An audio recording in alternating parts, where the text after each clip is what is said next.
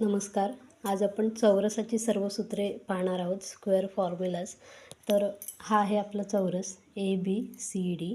याच्यामध्ये सर्व बाजू A B is equal to B C is equal to C D is equal to A D.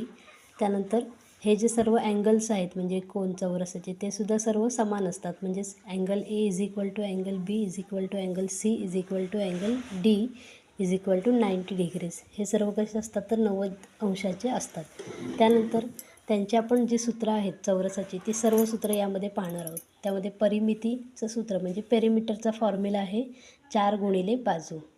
त्यानंतर कर्ण म्हणजे हायपोथेनस. आता कर्ण म्हणजे काय असतो तर हा इथून इथपर्यंत किंवा मग तो इथून इथपर्यंतसुद्धा असतो तो कर्ण.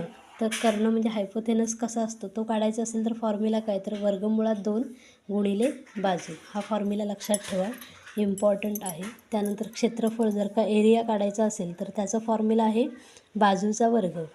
ठीक आहे. किंवा क्षेत्रफळाचा दुसरा आहे एरिया बरोबर कर्ण वर्ग छेद 2. जर का कर्ण दिलेला असताना आपल्याला जर का क्षेत्रफळ काढायचं असेल तर मग आपल्याला अशा पद्धतीत आपण काढू शकतो. आणि बाजू दिलेली असताना क्षेत्रफळ काढायचं असेल तर बाजू वर्ग करायचं. ठीक आहे.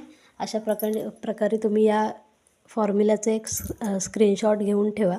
सगळ्याच गणितांमध्ये ही फॉर्म्युले असतात आपल्याला सगळ्या परीक्षांमध्ये.